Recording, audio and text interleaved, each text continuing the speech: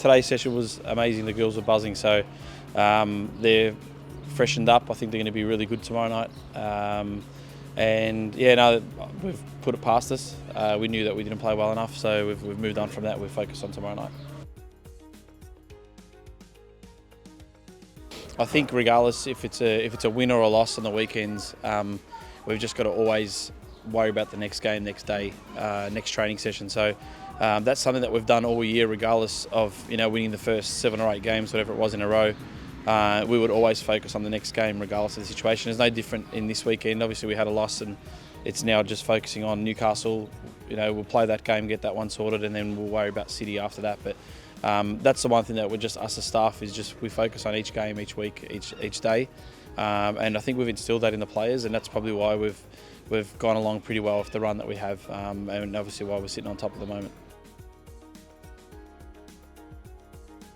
Yeah, I think as we spoke about it on the weekend just gone, the only thing that we did mention about the players through the week about games in front of the one that was just ahead, we spoke about making sure that we got through our whole squad and we've got a good enough depth in our team to make sure that we play players in and out. So for us, it's not about resting players, it's about just making sure that we know that we've got every player that's good enough to play in our squad of 23. So it's just a matter of balancing out who the best team is to play against that certain opponent.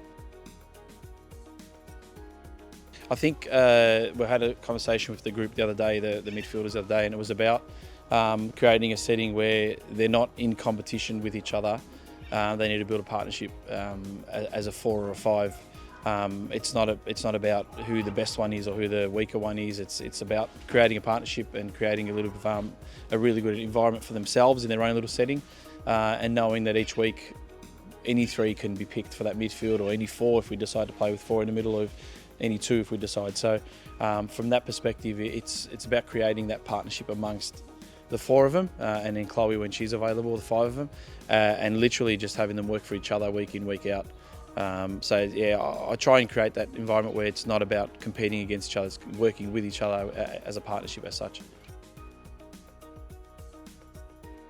I think yeah, in the midfield in particular, because we don't want to just be a side that is just a one forward scoring team, or wingers. The goals come from the wingers. We want to know that we can score from all areas of the pitch, and having midfielders that can score is fantastic. And the weekend just gone, Jackie almost scored one as well. So from that perspective, it's not about having 1 or 2 players that can score.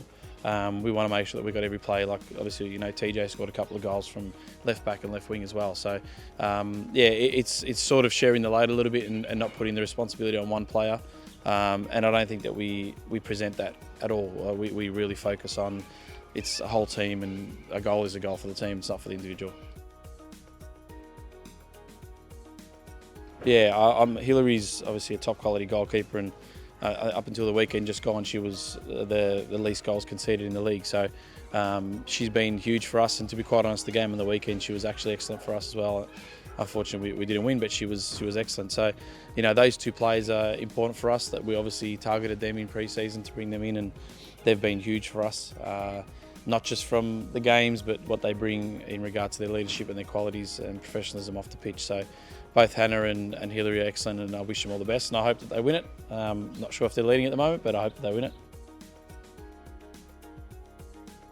Yeah, I mean, it's always hard when you play against a team that gets a new coach in, because they'll obviously want to try and impress and do the best they can for that coach. But he's also he's a top quality coach. He's internationally known. So we'll focus on us again. We'll make sure that we expose what we can expose in regards to their weaknesses, and just try and literally get the 3 points. And that's our focus for this week, is just to go out there, have a good performance in Ballarat.